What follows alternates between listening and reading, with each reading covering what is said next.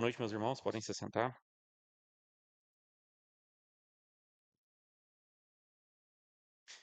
Graças ao nosso Deus que nos reúne aqui nessa noite e agora podermos, observar mais detidamente a sua Santa Escritura. Vamos abrir lá em Josué, no capítulo 1, dando sequência à nossa série de exposições aqui nesse livro, série intitulada, Venha o Teu Reino, exposições do livro de Josué. E hoje, no título do nosso sermão é Firmados na Fidelidade de Deus. Firmados na Fidelidade de Deus. E nós vamos ler Josué, no capítulo 1, os 9 primeiros versos. Bastante atenção e cuidado e zelo pela palavra do Senhor. E sucedeu depois da morte de Moisés, servo do Senhor, que o Senhor falou a Josué, filho de Num, servo de Moisés, dizendo: Moisés, meu servo, é morto. Levanta-te, pois, agora.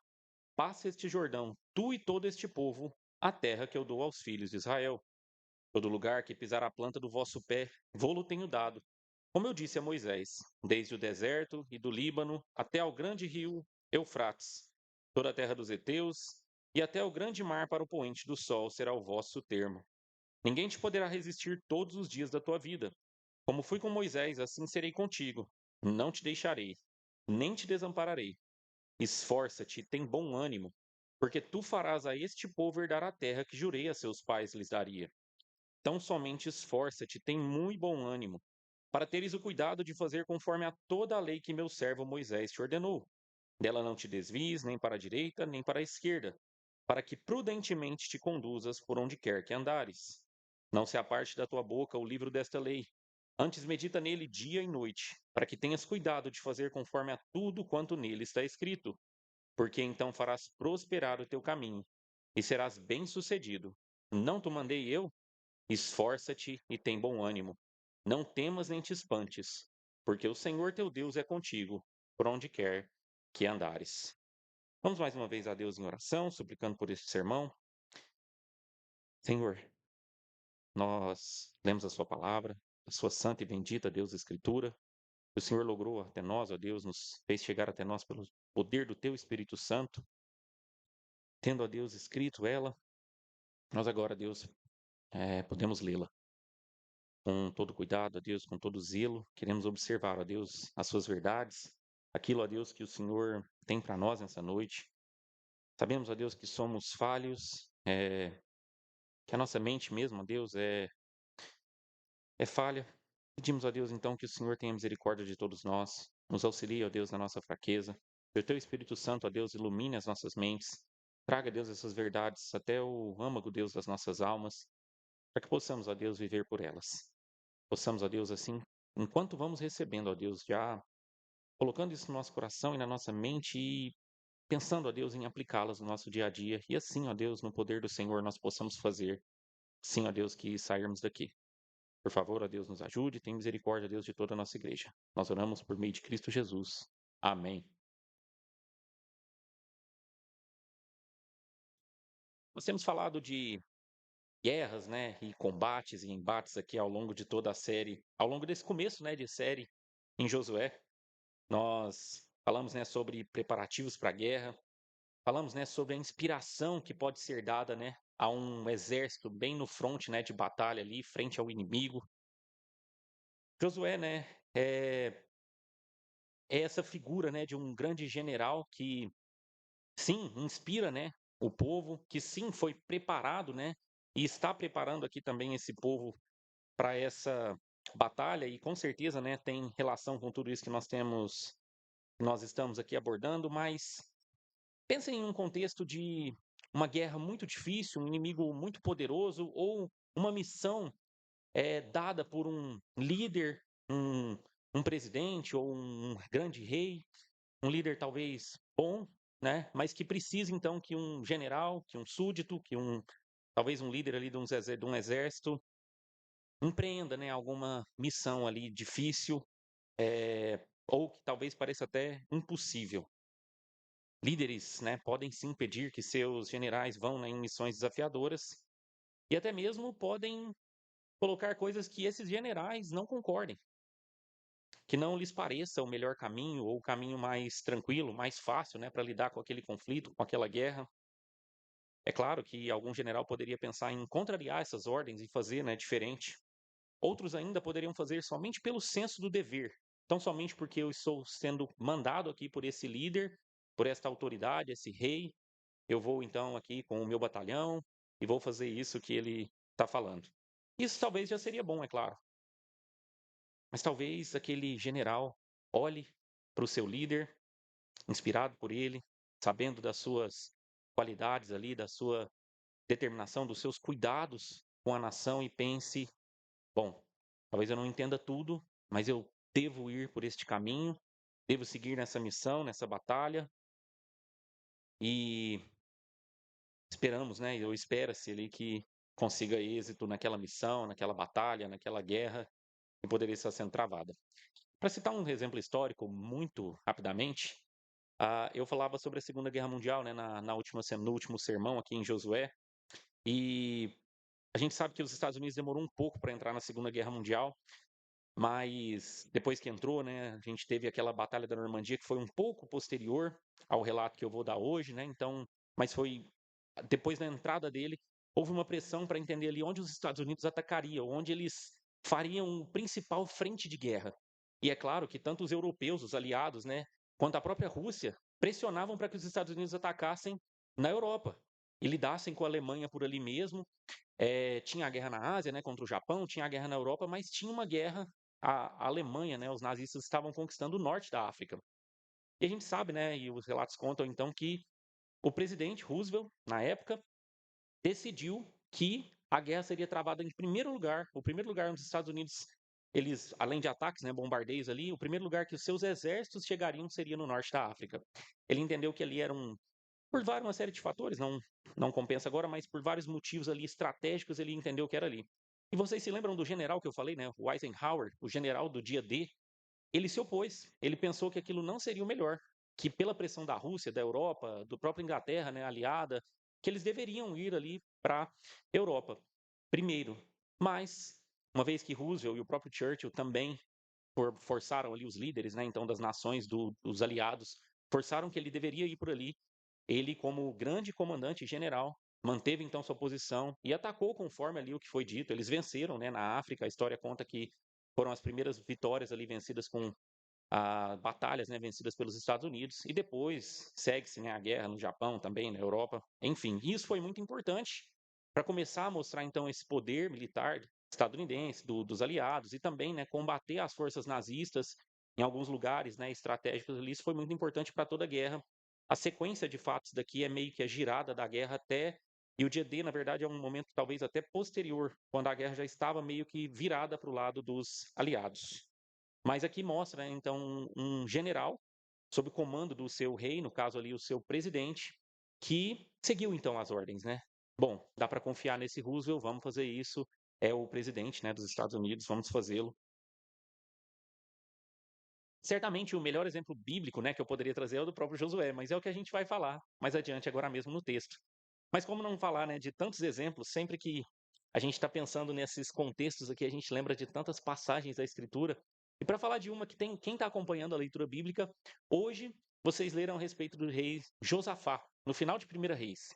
Filho de um ótimo rei também, o rei Asa, e o rei Josafá foi um rei bom, ainda que com algumas dificuldades em alianças, mas ele cumpriu a lei do Senhor e foi um rei, no geral, muito bom. Mas há um relato em 2 Crônicas que a gente vai chegar logo, logo. Se você estiver na leitura, umas 2 semanas daqui para frente, nós vamos chegar lá num relato em 2 Crônicas, no capítulo 20, que é uma situação inusitada. Ah, uma guerra se desenha e uma aliança é formada por moabitas, amonitas e aparentemente até alguns edomitas. Então os povos ali, irmãos aparentados, né, com Israel, se juntam para ir contra Judá, nessa ocasião já reino dividido. E o texto, né, para encurtar aqui a história, relata que Josafá vai diretamente a Deus em oração, em busca. E é uma oração belíssima ali no capítulo 20, que ele declara, né, como o Senhor é Deus poderoso, mas ao mesmo tempo reconhece que Israel ou Judá estava ali no seu território de direito e que aqueles então estavam querendo tomar e que aquilo não era justo, aquilo não era bom, mas então que ele esperava e confiava no Senhor. O Senhor responde, né, aquela ele até termina a oração falando assim: olha, nós, pela força dos nossos braços, ou alguma coisa assim, No nosso próprio poder, nós somos pequenos demais para essa empreitada, mas os nossos olhos estão no Senhor. O texto diz, né, que Deus rapidamente, né, o responde por meio dos seus profetas, e o texto diz, né, que Deus responde: não temam, nem se assustem, vão, pois o Senhor é convosco. Deus diz para Judá: vão e marchem e caminhem no rumo desse exército inimigo que está chegando, mas é o seguinte: vocês não vão levantar uma espada, vocês não vão atirar uma flecha, tão somente vão para que vocês vejam a libertação. O texto conta que Josafá colocou na frente do exército, na frente daquele povo que estava indo em marcha, os cantores do templo. Judá, né, no sul, estava ali, claro, né, perto de Jerusalém, a capital, o templo estava ali. Ele pega aqueles cantores e coloca eles à frente. E ele, não necessariamente, mas parece muito o primeiro verso do Salmo 118 que a gente cantou recentemente, que é: rendei graças ao Senhor, porque o nosso bondoso, né, a gente canta, mas porque misericordioso é o nosso Deus, e a misericórdia dele dura para sempre. Os cantores vão cantando isso na frente. E o Senhor simplesmente levanta ali uma situação contra aqueles exércitos, eles se desbaratinam, eles ficam loucos, como que loucos mesmo, uma emboscada parece que é colocada um pelo outro, e eles matam a si mesmos. E quando Israel chega, com aqueles cantores, né, na frente, levando, entoando ali os louvores a Deus, clamando, né, falando da sua misericórdia, todos estão mortos. Todos aqueles exércitos que se levantaram contra Israel estão mortos. Então, somente, né, o que eles fazem é pegar os despojos. Eles gastam 3 dias só para catar o tanto de coisas ali que tinham. O que Deus fez, na verdade, nessa empreitada aí foi, claro, chamá-los à oração, mostrar o seu poder, mas somente então trazer uns presentes para eles. Pensem, né? Quando uma batalha terrível se levanta, quase que nós pensamos: meu Deus, é impossível vencer isso, é impossível dar um jeito, lidar com isso. Pode ser somente Deus trazendo aí um alento, um aprendizado e presentes. Bom, tantas outras histórias, né, poderiam ser lembradas, como, e aí talvez um pouco mais próximo, né, da nossa realidade, quando, ou uma realidade distinta, mas da realidade do Novo Testamento, quando o apóstolo Paulo, na segunda viagem missionária, em Atos 16, vai pregar lá na Macedônia, ele chega em Filipos, e ali, por algum motivo, ele é preso junto com, nessa ocasião, ele está com Silas, né? Barnabé tinha se apartado, ele está com Silas e eles são presos. Então, ali na cadeia, né, eles começam de madrugada a cantar. Eles começam a louvar a Deus, né, com hinos. Provavelmente também, né, cantando algum salmo, pensando ali, né, nas verdades bíblicas, nos hinos, então no inário, né, que eles tinham, eles cantando ali, né, o texto diz que as cadeias, né, as portas, eles estavam presos em um tronco, né, um tipo de tronco, aquilo cai no chão, as portas se abrem, o carcereiro até mesmo fica muito preocupado e assustado. Naquela ocasião, Paulo nem sai, né, nem é dessas que ele sai da cadeia, porque ele, não, calma, não faz nada com você. E é aquela ocasião que o carcereiro, né, de Filipos se converte, então se volta para o Senhor. E o texto diz ali que, enfim, Paulo tem aquela prisão serviu somente para que uma vida fosse abençoada, aquela cidade se voltasse para o Senhor, uma igreja é estabelecida ali. Anos depois, né, Paulo manda uma carta para essa igreja, Filipenses. E ele fala para aquela igreja: alegrem-se, alegrem-se. Eu aprendi, né, a viver contente em todo e qualquer tipo de situação, e ele estava preso, né? Provavelmente enquanto ele escrevia Filipenses. Enfim, Josué, Paulo, Josafá, esses homens, né, são enviados por Deus para fazer essas coisas. Josué para vencer, um rei para governar e para vencer um exército, Paulo para poder pregar o evangelho, e essa era a missão e a comissão que Deus tinha dado para ele, para que ele fizesse. Eles sabiam que a força, né, não repousava neles. Eles sabiam que o grande diferencial das suas vidas era o Senhor, os nossos olhos estão postos no Senhor, e enquanto nós estamos presos, nós estamos cantando, enquanto nós estamos caminhando para a batalha, nós estamos louvando, porque eles sabiam que o Senhor que os havia chamado e os conduzido para aquelas empreitadas, eles foram enviados pelo próprio Deus. E aqui nós temos, né, nessa sessão de Josué, a coisa que chama atenção, ou o que está em vista aqui, é o chamado de Josué e o envio dele, como agora não só general dos exércitos do Senhor, mas líder e como que assumindo, né, no lugar de Moisés. A gente vê isso no verso 1 e 2, o reinado ali, né, o comando de toda a nação. A gente vai ver, é claro, que isso está bem circunspecto pela própria escritura da qual ele deveria, né, seguir o tempo todo, mas ele então ali como líder da nação é chamado, ele é comissionado, ele é enviado então por Deus para aquela comissão. Mas Deus tinha coisas então para falar para ele. Nós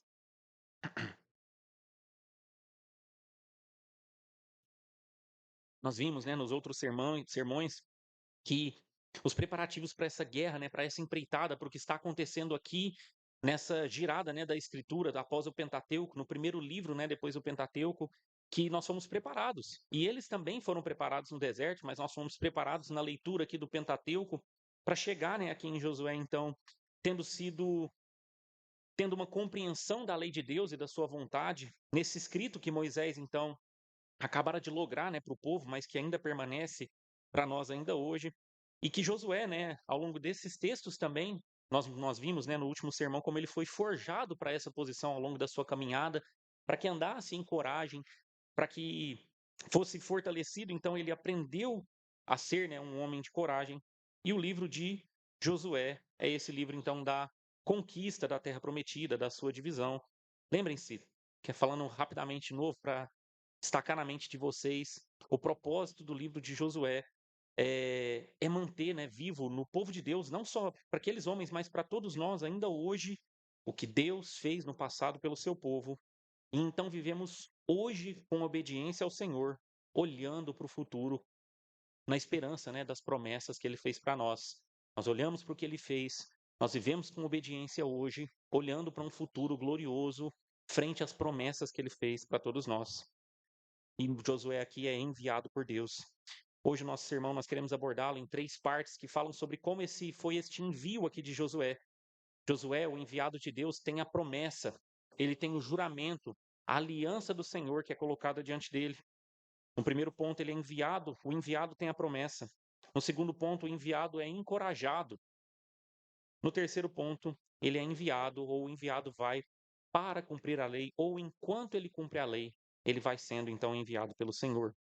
Promessa, encorajamento e obediência. Nós poderíamos colocar aqui.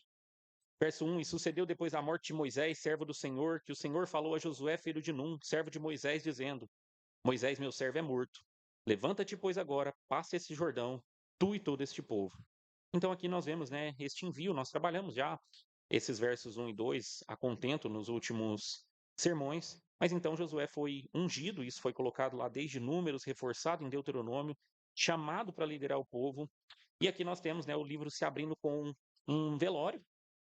Moisés aqui é morto depois da morte de Moisés e provavelmente passado aqueles dias de luto colocados no capítulo 34. Moisés, o servo do Senhor. E o Senhor fala então com Josué, o servo de Moisés, o servo do Senhor também, né? E diz: Moisés, meu servo, é morto. Levanta-te, passa esse Jordão. Levanta, levanta, caminha, passa, vai. Eu estou te mandando, eu estou te enviando para essa empreitada. Você está assumindo, né, esse lugar. Ele morreu e agora você precisa se levantar e conduzir todo esse povo. A única coisa, né, que Josué tinha aqui nas suas mãos era, além dos desafios, né, à sua frente, ele mesmo então tinha em vista todo aquela nação, aquelas nações, né, que se opunham claramente a essa empreitada e que eram contrários, né, claro, a serem derrotadas ali ou perderem seus territórios. E um rio, provavelmente um pouco mais forte nessa época do ano, que ele teria que atravessar com toda uma nação e ele provavelmente não sabia o que fazer. Lá no capítulo 3, 4, nós vamos ver que esse rio, né, vai se abrir, mas a gente fala disso mais adiante, em outros sermões. Mas um rio na sua frente, mas o Senhor fala: levanta, eu estou te mandando, eu estou te enviando.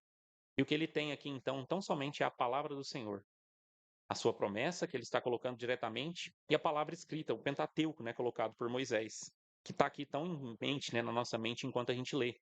Moisés é morto, levanta-te. Então ele se lembra de, apesar de Moisés ser morto, os seus escritos estão ali diante dele, a vontade do Senhor. No final do verso 2 e seguindo no verso 3 e 4, a terra que eu dou aos filhos de Israel, todo lugar que pisar a planta do vosso pé, vou-lo tenho dado. Como eu disse a Moisés, desde o deserto e do Líbano até o grande rio, o rio Eufrates, toda a terra dos heteus e até o grande mar para o poente do sol, será o vosso termo. Antes de falarmos um pouco sobre a promessa, então, que é o meu primeiro ponto, fazer um parênteses aqui anterior que dá um pouco de vergonha de falar. Alguns, né, leem esse texto aqui, todo lugar que pisar a planta do vosso pé. E talvez alguns aí com algumas origens, já vi até alguns sorrisos, se lembrem, né, de em alguma ocasião na sua vida que você teve talvez uma igreja que fale algo que aplicou esse texto talvez diretamente à nossa realidade, e então vem aquelas coisas meio estapafúrdias de todo lugar que você pisar é seu. Então, vai lá no terreno que você quer comprar, pisa lá, porque você vai conseguir comprar, você vai conseguir conquistar. Chega na concessionária, bota o pé no carro que você vai levar para sua casa. A coisa só desanda, né? Falando em território, falando em guerra. A gente vê, e isso aconteceu em Uberlândia, a gente vê as coisas estapafúrdias, né? De, olha, você vai conquistar, você vai dominar, esse território é seu, ou esse território é nosso, e aí mistura com batalha espiritual. Vai lá, urina pela cidade, porque para marcar território. E as coisas começam a tomar um rumo, né, completamente esquisito, alheio à escritura. E por quê? Um dos motivos, né, além da própria do bem óbvio aqui, que é a falta de zelo, a falta de amor, né, pela própria escritura que o Senhor colocou, mas há uma falta de entendimento que as promessas de Deus, né, ou justamente o que está sendo colocado na escritura, precisa ser visto dentro do seu contexto. A, As promessas, né, podem ser e são dadas, né, para pessoas em específico, nem sempre são aplicadas nas nós. Então,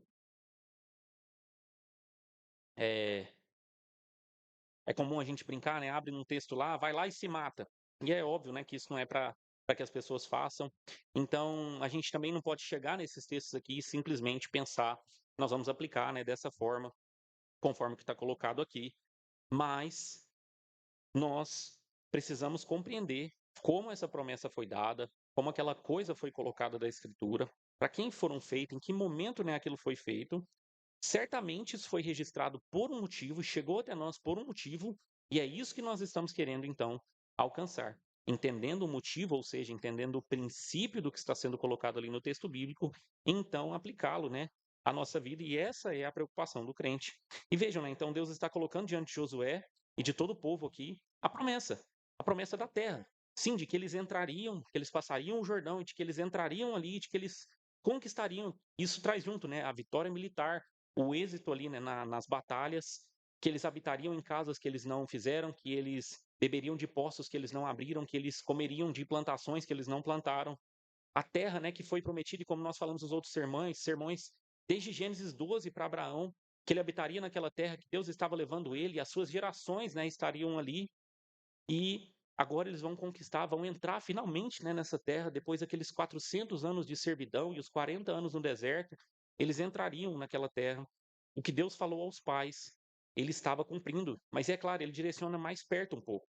Não só o que ele falou então lá para Abraão, mas o que ele falou esses tempos, né? Naquela caminhada ali pelo deserto, quando Moisés foi comissionado para tirar o povo, né, do Egito.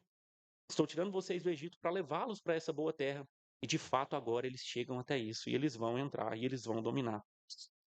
É claro, né, como nós já temos explicado, tudo isso aponta, né, ou é um tipo, e aqui sim nós temos, né, interpretação bíblica da maneira correta, conforme a própria Escritura nos fala, eu já expliquei isso, Hebreus capítulo 3, 4 deixa isso muito claro, ou todo o Novo Testamento, nós falamos Gálatas 3, Romanos capítulo 4, textos que aplicam e mostram como a terra prometida, a terra em que Israel ali entrou mesmo com Josué e que o povo de Israel habitou por aqueles séculos, aponta para uma realidade superior, para uma esperança ainda maior de que nós, então, habitaremos nesta terra, né? E o fim de tudo, a consumação é nesta terra refeita, sem pecado, sem morte. Mas mesmo então, antes disso, quando Cristo vem, e muitos textos no Novo Testamento também apontam para isso, quando Cristo vem e instaura o seu reino, e de fato o seu reino vem, então nós já temos também a igreja é colocada como para que leve o evangelho e domine então as nações e fale desse amor de Deus e fale das suas misericórdias e proclame a sua lei por toda a terra, por todo o globo. E isso é expandido conforme já tinha sido colocado inclusive para Abraão. Uma aplicação, né, errada dessas nos fará perder a grandeza, né, e sem contexto, a grandeza do texto. Uma alegoria esvazia o texto e deixa ele pobre de significado, tirando, né, a sua verdade temporal ali promulgada, a história que está sendo relatada, a história verídica, e de fato isso aconteceu, e o Senhor falou assim com Josué nesse momento. Mas esvazia, então, também de nós entendermos esses princípios tão profundos, né? Colocados e que então podem ser aplicados à nossa vida e à nossa realidade. Meus irmãos, nós estamos, né, debaixo de uma superior aliança, como fala o apóstolo Paulo lá aos Hebreus. Aquelas coisas, né, eram sombras, mas agora, né, a gente pode vislumbrar essa grande salvação em Cristo Jesus. Nós somos descendência espiritual de Abraão, Israel de Deus, como somos chamados, para desfrutarmos completamente, plenamente de uma esperança viva que nós temos, de uma certeza que está posta, né, diante de nós. Continuando, verso 5: ninguém te poderá resistir todos os dias da tua vida, como fui com Moisés, assim serei contigo, não te deixarei, nem te desampararei. De fato, né, assim como a gente falou na última parte, eh, aqui, além então do chamado, grande ponto, né, ele está sendo chamado e está sendo uma promessa, né, está sendo, ah, feita aqui, mas nessa próxima parte agora o Senhor vai, esforçar, né, o Senhor vai encorajar aqui o Josué e todo aquele povo. E a promessa aqui, tal como a gente falou no último momento, é sim para Josué, mas o que nós encontramos aqui é a base, né, da fé em toda a Escritura. Confiança baseada nas promessas de Deus. E o próprio Josué vai aplicar isso a todo o povo lá no capítulo 23. A gente vai chegar lá também, nem vou ler, mas ele vai falar então, olha, para aquele povo que eles não se desanimem, não se desviem e que eles sigam, né, então, olhando para essa realidade das promessas de Deus. Mas a Escritura, né, aplicará isso a toda a igreja lá em Hebreus, no capítulo 10, e eu vou citar muito esse livro ainda hoje. Retenhamos firmes a confissão da nossa esperança, porque fiel é o que prometeu. Não precisa abrir, mas lá no verso 35, não rejeiteis, pois, a vossa confiança, que tem grande e avultado galardão, porque não necessitais de paciência para que depois de haver desfeito a vontade de Deus, possais alcançar a promessa. Mas o justo viverá pela fé. E se ele recuar, a minha alma não tem prazer nele. Em Hebreus, no capítulo 10, ele está falando, então, retenhamos essa confissão da esperança. Há uma esperança gloriosa, então, no Senhor.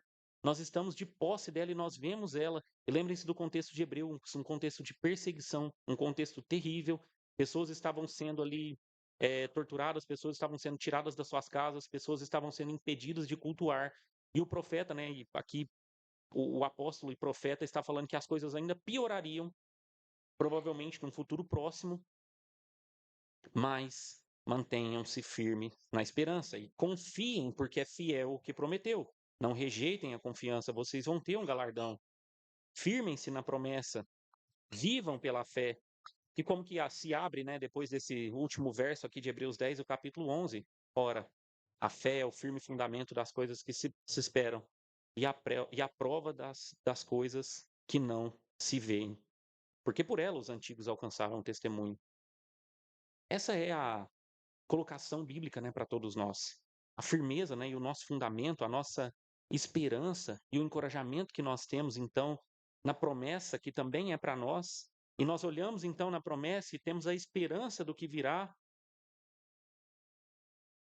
E por isso, então, nós temos fé.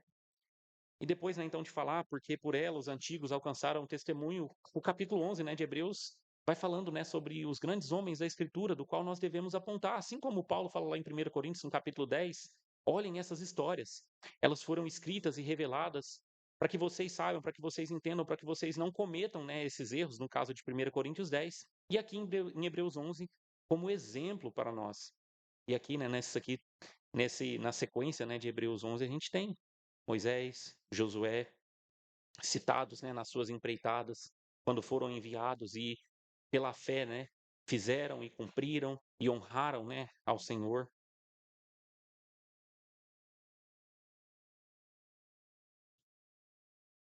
Assim como foi com Moisés, assim como eu fui, né, com Moisés no meio do verso 5. E de fato, né, Josué viu inúmeras vezes em que o Senhor esteve com Moisés, em que o Senhor apareceu, em que o Senhor o chamou, em que o Senhor trouxe, né, vitória para os israelitas contra os amalequitas, contra Og, contra Seom. Josué viu, né, inúmeros momentos, e esses momentos foram revelados para nós também. Abram lá em Hebreus, então. Vamos ler, podia ter aberto, né, mas vamos ler lá no último versículo, no último capítulo, capítulo 13. Paulo vai citar, se não diretamente essa passagem, uma das passagens que ecoam, né, Josué, no verso 5. Vamos ler o verso 5 e 6. Hebreus 13, 5 e 6. Sejam vossos costumes sem avareza, contentando-vos com o que tendes, porque ele disse: Não te deixarei, nem te desampararei. E assim, com confiança, ousemos dizer: O Senhor é o meu ajudador, e não temerei o que me possa fazer o homem.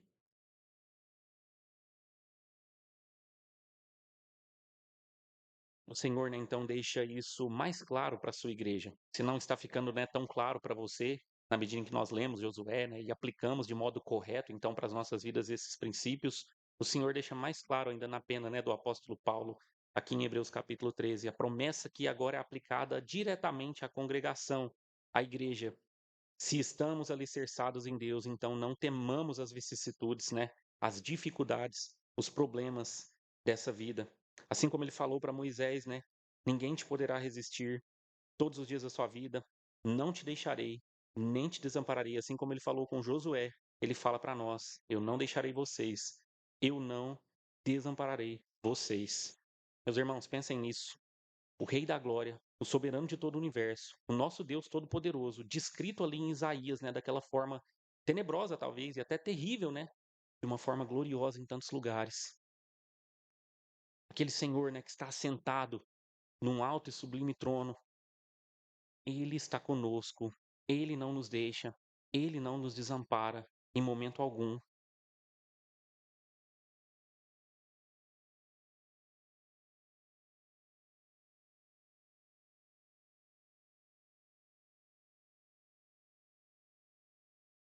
Por isso, né, ele diz isso para Josué: Esforça-te, tem bom ânimo, verso 6, porque tu farás este povo herdar a terra que jurei a seus pais, lhes daria. Tem bom ânimo. Em algumas versões, o texto vai nos trazer tenham coragem, ou tenha, né, para Josué ali, coragem. E nós podemos, né, aplicar isso diretamente e pensar um pouco sobre isso. Siga na vida que Deus te deu, no quinhão, né, que da sua vida aí, sem desanimar, sem estar, né, num espírito murmurador, reclamando, desanimado. É claro, né, que a vida muitas vezes é desafiadora. Muitas vezes o que nós somos chamados para fazer, e vejam, na simplicidade, né, daquilo que é colocado nas nossas mãos, do seu trabalho, dos seus deveres, né, quanto à sua família, quanto àqueles que são os seus próximos, seja você marido, esposa ou pai, homem, né, de negócios na sociedade, talvez, né, doenças que assolam a sua família, dificuldades, né, conjugais, como eu ia falando. Vejam, a Escritura coloca diante de você e essa é a situação que o Senhor te enviou, te chamou para estar. Não desanime ou tenha bom ânimo, tenha coragem. E aí eu queria voltar, né, em Hebreus 13:5, não precisa abrir mais para a gente entender, que os costumes de vocês sejam sem avareza, contentando-vos com o que tendes, porque então não te deixarei nem te desampararei. Veja um caminho, né, que Paulo está fazendo e é justamente o que o texto de Josué está colocando. Ele está colocando diante de nós que nós somos avarentos e que muitas vezes nós não estamos contentes ou satisfeitos com o que está nas nossas mãos ou com o que Deus nos deu, com o chamado, né, que Ele colocou diante de nós, com para que, né, nós fomos enviados. E a falta de contentamento nos leva, né, à cobiça, à murmuração, ao desânimo nessa vida. E é quando nós acordamos amanhã, né, por exemplo, nossa, já é segunda-feira, tem que aguentar essa semana, não suporto mais. Sendo que é este o trabalho que Deus te deu. Essas são as oportunidades, né, de sustento da sua família. Acordar, né, então, e cuidar dos nossos filhos. Essa é a dádiva, né? A maravilha, a herança que o Senhor te dá. Nós podemos aplicar isso, né, a tantas outras coisas.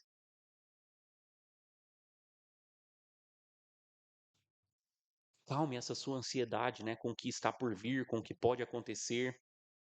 suprima, né, esses medos excessivos com o que não condiz com essa realidade de que Deus está com você.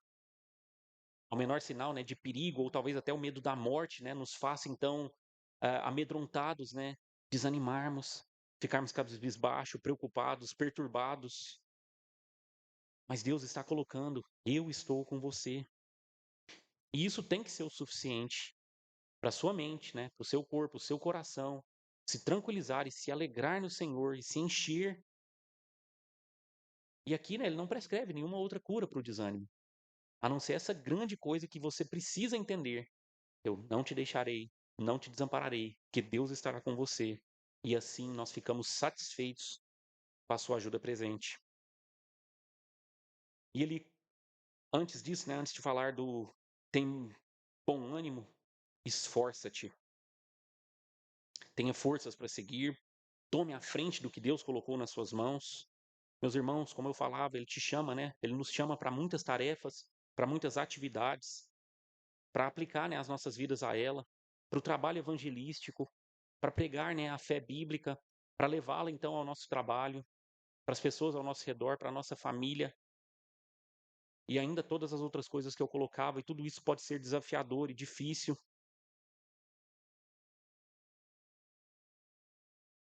Aplique-se a essas coisas, tenha forças, lute, persevere na batalha no dia a dia, desenvolva esse trabalho mesmo, diligentemente. Eu não sei, né, se qual a sua satisfação, se você está muito satisfeito de domingo após domingo vir aqui e ouvir eu, o pastor Jim, e eu muitas vezes, né, estou aqui falando, seja homem, seja pai, seja mãe, seja filho, seja um bom trabalhador, seja honesto. Mas vejam o que Deus faz, né, com os seus. Deus sabe, né, que é a fé que nos sustenta, é nessa força de fazer o que nós temos que fazer, ou seja, é Ele que dá esse dom da fé para que nós estejamos sustentados nisso. Mas de alguma forma a exortação é parte do processo. Agora pensem em vocês, em Josué. Josué sempre foi diligente em tudo que ele fez. Josué sempre foi cuidadoso. Sempre esteve de prontidão. Ele sempre esteve do lado da tenda de Moisés. Ele estava sempre pronto para ser o general que levaria o povo então nas batalhas. A gente nem tinha ouvido o nome de Josué, ele já era o general. Ele já estava pronto. Pensem que Deus está chegando aqui em Josué, esse cara, quão longe, né, distantes nós estamos, né, de um homem de fé como esse, e chamando ele: olha, esforça-te, tem bom ânimo, não desanima, porque de algum modo nós precisamos disso. Então, meus irmãos, sejam exortados pelo Senhor, continuarem no que vocês têm que fazer, tal como ele teve que fazer com Josué. Que bom que ele faz conosco agora, para nos mantermos, né, firmes, animados, esperançosos, sem desanimarmos, sem esmorecermos, né, que seriam os opostos aqui do que ele está falando para nós fazermos. No meio, né, e é claro, existem várias dificuldades, ou principalmente nós, né, no meio de todos esses nossos desafios quanto à nossa própria fé e a nossa própria diligência, né? Ouçam isso, se apeguem a isso, e amanhã, ou mesmo hoje, né, esforcem-se, tenham um bom ânimo. Sim, meus irmãos, a Escritura está colocando que é preciso o máximo de esforço. Mas é claro, né, que o que está em vista aqui, e esse é o momento, então, Deus está animando os seus enviados, mas já foi colocado, né, a promessa. Talvez eu nem precisava falar desse parênteses, né, mas vamos falar para deixar bem claro, né? Esforcem-se, sejam diligentes, é preciso o máximo esforço, mas não porque assim vocês vão conquistar o Senhor, ou chegar à fé, ou conquistar a salvação. Não. Eu sou o Senhor teu Deus, eu te tirei da terra do Egito, da casa de servidão, eu salvei vocês, por isso, esforcem-se. Eu estou colocando diante de vocês a promessa, vocês conquistarão a terra, essa terra é de vocês, essa é a promessa, é certo. Então, por conta de tudo isso que já foi conquistado, esforcem-se, tenham bom ânimo.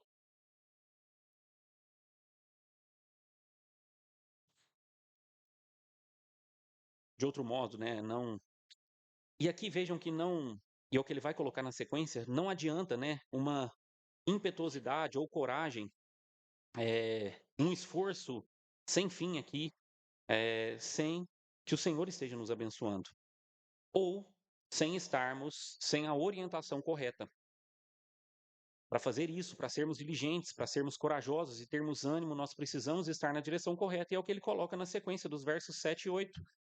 Tão somente esforça-te, tem muito bom ânimo, para teres o cuidado de fazer conforme a toda a lei que meu servo Moisés te ordenou. Dela não te desvies, nem para a direita, nem para a esquerda, para que prudentemente te conduzas por onde quer que andares. 8. Não se aparte da tua boca o livro desta lei. Antes, medita nele dia e noite, para que tenhas cuidado de fazer conforme a tudo quanto nele está escrito, porque então farás prosperar o teu caminho e serás bem-sucedido.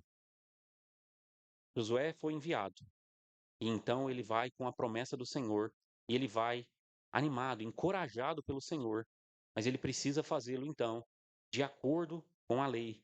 Lute corajosamente, mas apegue-se à orientação da palavra e ao rumo que a lei nos dá.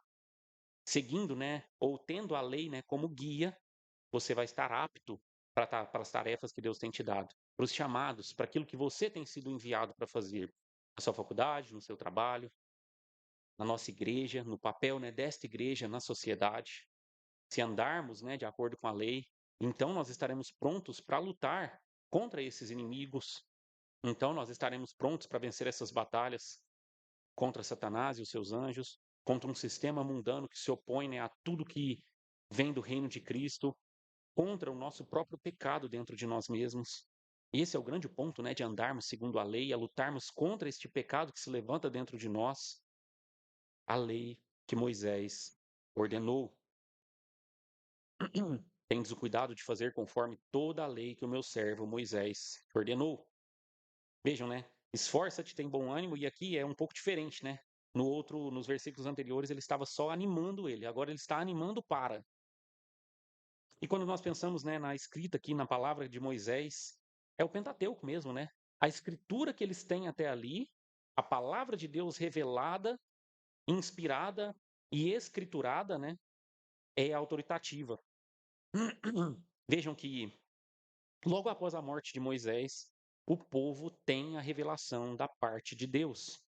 E ela foi recebida ali como palavra de Deus, como texto bíblico, como palavra inspirada, como aquilo que eles deveriam, como nós vamos ver mais adiante, tomar, né, e ter esforços para entender, para compreender, para meditar. Essa palavra, né, não é autoritativa depois que um magistrado diz que aquilo é canônico. Ela é canônica porque o Senhor, então, inspirou, porque ela é palavra de Deus autoritativa, revelada, e ela deve, então, ser seguida. Por isso, porque foi o Senhor que deu esta palavra e colocou-a diante da igreja. Imediatamente. É como uma urgência aqui, né? É, dela não te desvies nem para a direita nem para a esquerda, para que prudentemente te conduzas por onde quer que andares. Essa palavra prudente é andar com zelo, né? Andar com cuidado, mas aqui no hebraico há como se ela fosse um pouco além, e ela já fala sobre um andar que vai dando certo. Um andar, né, enquanto você está ali caminhando com prudência, com cuidado, com zelo, aquela coisa já vai dando certo e você vai andando, então, né, de acordo com a Escritura. Você agirá com prudência e terá êxito se você tornar da lei, né, o seu mestre. No meio, né, então, aqui do verso 7, não te desvie nem para a direita, nem para a esquerda, e no meio do verso 8, tenha cuidado de fazer conforme tudo que está escrito. Meus irmãos, mesmo que bem intencionados, nós não podemos ser sábios aos nossos próprios olhos. Cuidado, não se desvie nem para a esquerda, nem para a direita. Faça conforme tudo o que está escrito.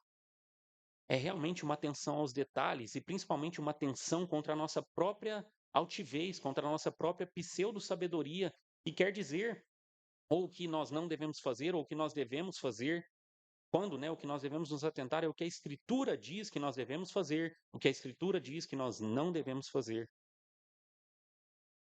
Não tomemos, né, o nosso próprio conselho. Não é a lei que está dentro de você. Hoje nós falamos brevemente, talvez tenha a ver com isso, com não é justnaturalismo, não é o que está dentro do homem, né, que ele consegue então entender como que a sociedade funciona e que há uma esfera da vida em que os homens portam-se por si mesmos, de alguma forma isso vai dar certo.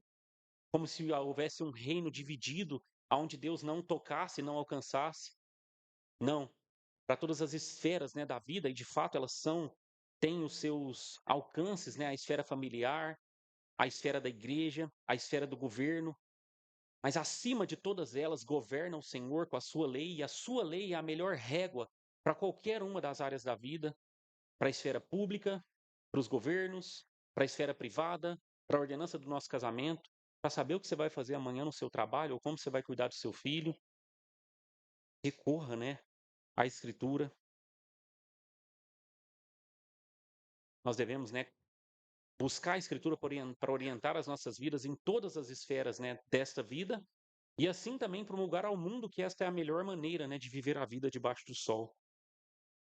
Aprofundando um pouco mais no verso 8, não se aparte da sua boca esse livro. Interessante, né? Porque não é dos olhos ou dos ouvidos.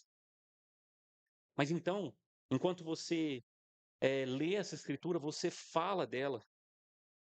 Especialmente para aqueles que são líderes, né? Pais, maridos, nós pastores, ou de algum modo, né? Onde você está,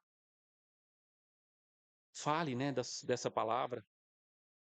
Coloque ela então diante das pessoas. Promulgue esta lei como justa, santa e boa, conforme a escritura mesmo, né? Fala de si.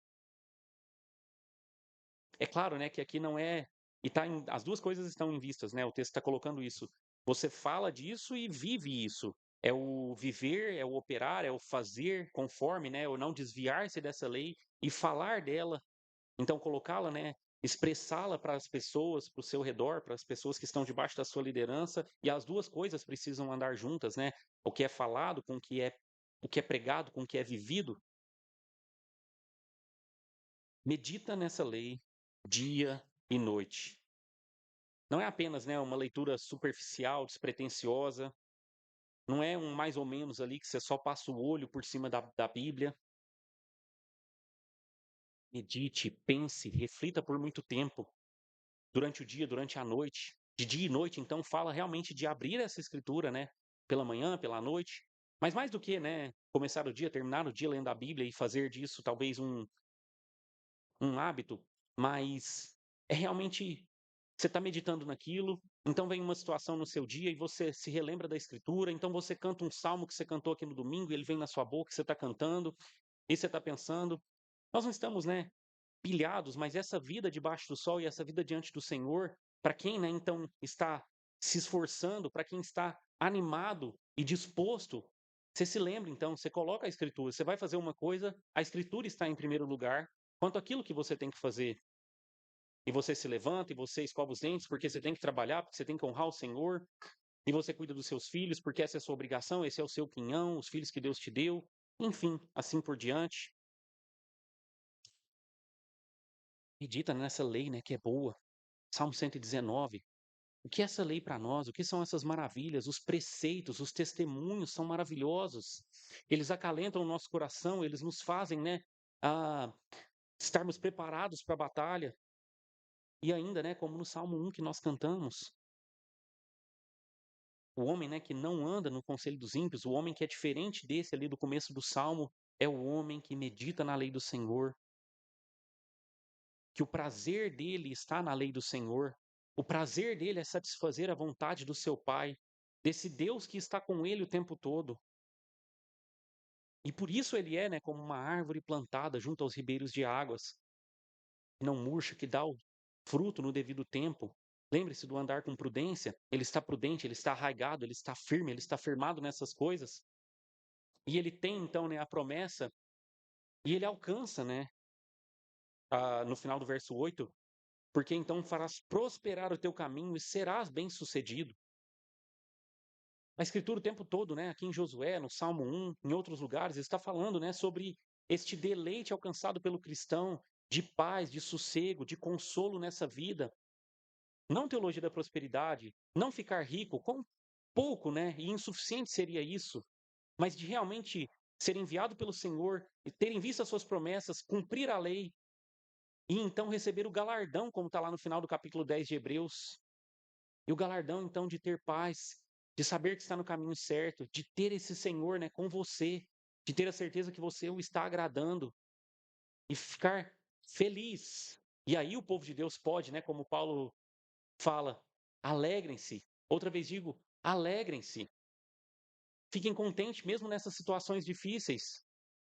Olhe que caminho glorioso que Deus está te dando na sua casa, na sua família, na sua escola, no seu trabalho, de ser honesto, de ser honrado, de criar os seus filhos no Evangelho, de viver esse casamento que Deus tem te dado.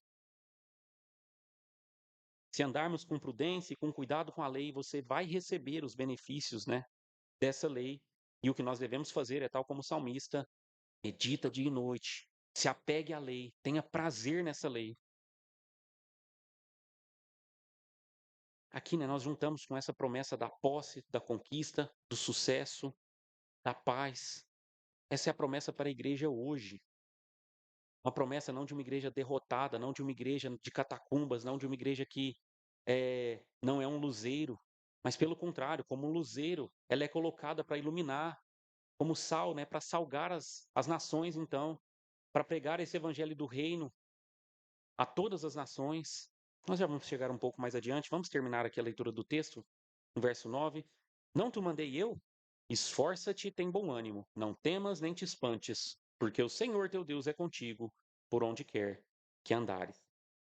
Nós voltamos, né, então, tendo falado do terceiro ponto, voltamos ao segundo ponto do encorajamento. Eu até podia ter puxado o verso 9, mas vejam como o Senhor trava aqui, né, e trata com Josué, tendo chamado ele, colocado a promessa diante dele, tendo encorajado e falado por onde ele deveria andar, ele volta a encorajá-lo. É como se ele insistisse com Josué, insiste conosco agora, depois de te mostrar qual o caminho que você devia seguir, esforça-te, tem bom ânimo.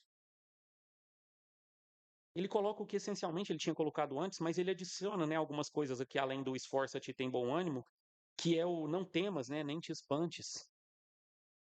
Você está atemorizado, assustado com o futuro? Você está desesperançoso, achando que vai morrer, achando que vai abandonar a fé? Não temas, nem te espantes, porque o Senhor teu Deus é contigo por onde quer que você andar. E você vai andar por caminhos, né, de santidade, porque o Senhor te ajudará nisso, né, o Espírito Santo. Então você estará com o Senhor e por isso não tema. Não tenha medo dos inimigos, não tenha medo, né, dos inimigos que se levantam contra a igreja. Não tenha medo, né, de Satanás, do que ele pode fazer. Não temas, nem te espantes. Como os nossos irmãos, né, naquela ocasião. Vejam, eles estavam indo para uma batalha contra uma nações poderosíssimas de carros. O negócio dos espias, né, em Números 13, 14. Não era mentira o que os espias falaram. Não foi isso que Josué disse, né? Olha, não, eles estão mentindo, não tem gigantes, né? Os espias voltaram falando: olha, nós não vamos conseguir. A terra é cheia de gigantes, eles têm fortalezas, eles são cidades muradas, a gente não vai conseguir nunca dominar esse território. Mas o que Josué chama atenção não importa. Então vejam, existem desafios, existem dificuldades. Isso não está, né, fora de questão, não está sendo aqui colocado diretamente nesse texto, ou para nós, o Novo Testamento, né, na época da Nova Aliança, existem dificuldades e desafios, mas não tema, o Senhor é contigo. É o que Deus está reforçando, né, para Josué e sua igreja, Isaías 41, que nós lemos, né, belíssimos. Não te assombres, eu sou teu Deus. Eu te fortaleço, eu te ajudo com a destra da minha justiça, com o meu poder, com as minhas mãos. Eu estou com você.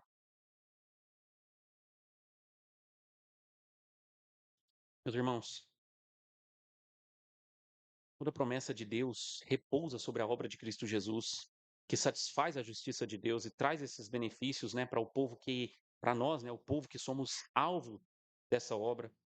Nossos irmãos só tinham a promessa porque eles sabiam, né, do descendente da mulher que pisaria a cabeça da serpente, o Messias que viria. Cada vez isso vai ficando mais claro, né, mesmo nas sombras do Antigo Testamento, e que é revelado plenamente nas páginas do Novo Testamento, ou agora, né, na era da Nova Aliança, que Jesus Cristo, o Messias prometido, veio. E é porque ele veio como um homem, tabernaculou entre nós, homem de dores, mas que foi fiel até o fim, que nós temos a certeza e a esperança dessas promessas. A salvação, então, vem dessa forma. E ele nos salvou antes da fundação do mundo, no conselho da Santíssima Trindade, já estava preparado que nós fôssemos salvos. Dessa forma, nós chegamos então às promessas, e é por isso que elas estão diante de nós. Não por nada em nós, mas pelo que Cristo fez. E aqui nós podemos traçar, e eu vou finalizar 2 brevíssimos pontos, né, de conclusão. Nós podemos traçar, né, um paralelo do tipo, de como Josué é um tipo, e eu apontei isso nos outros sermões, eu espero que você se lembre, mas como ele é um tipo de Cristo, porque do mesmo modo em que Josué é enviado, Jesus Cristo também é enviado pelo Pai. Nós não precisamos abrir, mas por mais quase 15 vezes nos capítulos 5 e 6 de João, que nós passamos há não muito tempo atrás, Jesus está dizendo, né, fazendo discursos e dizendo: eu fui enviado pelo Pai. Se você não acreditar no que foi enviado pelo Pai, por quase 15 vezes ele fala, né, que foi enviado pelo Pai. Quem não honra o Filho, não honra o Pai que o enviou. Eu não posso fazer de mim mesmo alguma coisa. Eu não busco a minha vontade, mas a vontade do Pai que me enviou. E o próprio Filho se coloca em sujeição e vem ao mundo enviado do Pai para fazer e satisfazer a vontade do Pai. Mas então o Filho foi sustentado nessa obra. O Filho foi encorajado pelo Pai. A promessa é de que nenhum daqueles que foram dados se perdessem. Você, filho da aliança, é um desses que foi dado pelo Pai a Cristo e que não se perderia. E por isso Jesus estava caminhando, então, desde o começo da sua vida, para uma morte condenatória, uma morte expiatória na cruz. Essa é a promessa, né, para o filho, e ainda mais, para o filho é prometido, né, que ele se assentaria à destra de Deus e que ele seria, né, Salmo 110, sacerdote eterno. Hebreus, no capítulo 5, 5 e 6, depois no verso 7, fala, né, que o nosso Jesus, nosso Senhor Jesus, tinha essa promessa em vista, o juramento de Deus, a promessa, né? Ele foi enviado e para ele foi prometido, mas ele teve sim um caminho difícil. Ele orava ao Pai, ele clamava com dores diante do Pai, mas ele foi ouvido, a sua oração foi ouvida e ele foi fortalecido pelo Pai. Foi ouvido o seu clamor, diz o autor de Hebreus. Debaixo da promessa, tendo sido esforçado pelo Pai, enviado, né, pelo Pai, tendo feito o Pai feito promessas e o fortalecido, ele veio para fazer a vontade do Pai, como nós vimos, né, no capítulo 5 e 6 de João, mas ainda, né, em Mateus capítulo 5, não vim para destruir a lei, mas para cumpri-la. Pensando, né, nesses momentos de clamor, de angústia, como não lembrarmos, né, do Getsemane? E é uma passagem, né, em especial em Lucas, que nos fala que o filho então chegou ao pai, né? Pai, se possível, passa de mim esse cálice, mas seja feita a tua vontade. Nós já destacamos a coragem disso, diante do que Cristo passaria para nos salvar.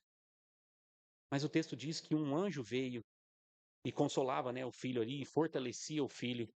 Um anjo enviado pelo pai, que o mostrava que o pai estava com ele.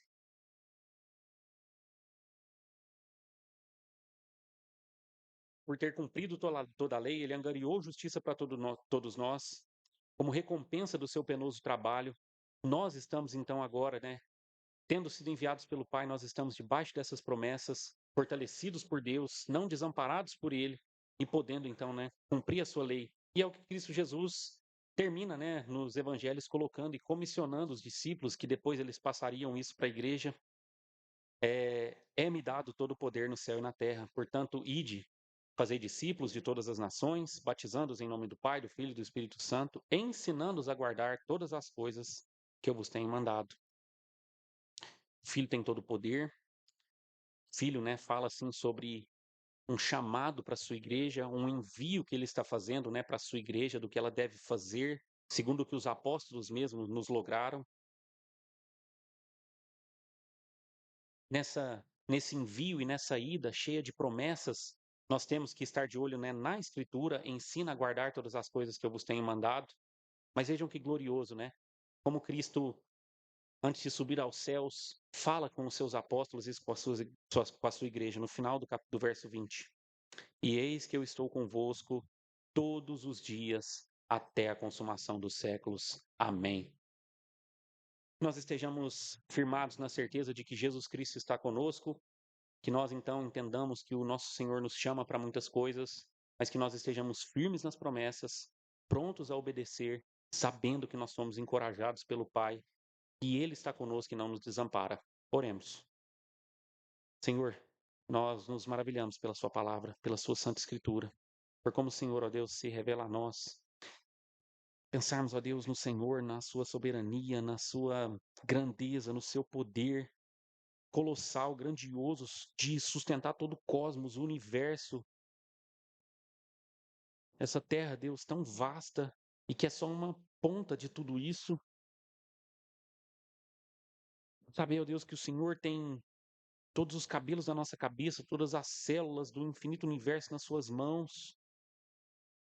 Mas o Senhor, ó Deus, olha para o seu povo. O Senhor, ó Deus, nos chama, nos comissiona e coloca, Deus, diante de nós promessas tão ricas.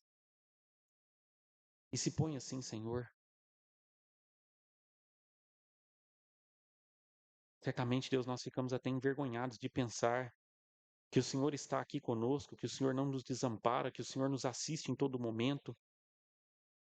O próprio Filho está conosco até a consumação. Que grande dádiva, ó Deus, que nós temos. Nós agradecemos, Deus, por isso.